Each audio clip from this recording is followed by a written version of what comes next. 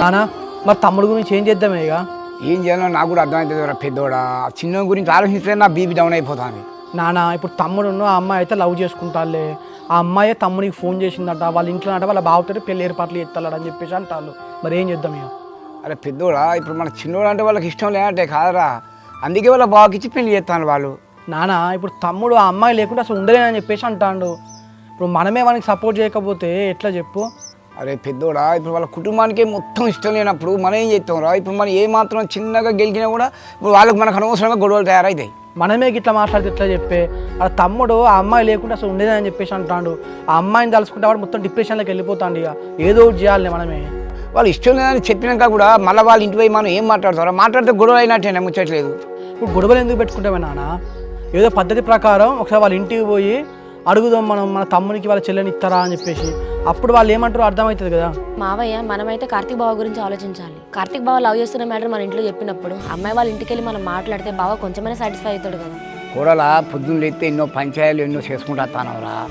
నా కొడుకు చేసిన తప్ప అని తెలుసు నాకు. మళ్ళీ నేను మనం సపోర్ట్ చేస్తే నేను తప్పు చేసినాడు కదా. తప్పులు అనేవి మన ఆలోచన బట్టి ఉంటాయి మామయ్య. ఇది మన ఇంట్లో విషయం కాబట్టి ఒకసారి అమ్మాయి వాళ్ళ ఇంటికి వెళ్ళి మాట్లాడితే బావకు సపోర్ట్ చేసినట్టు అవుతుంది కదా.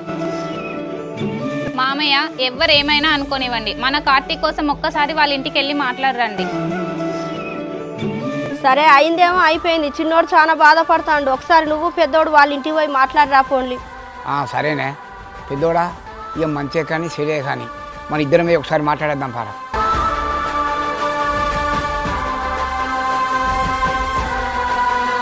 అల్లుడా కూసా, ఎండలో కూడా వచ్చిండ్లు అన్నం వేసుకురానా, తింటావా?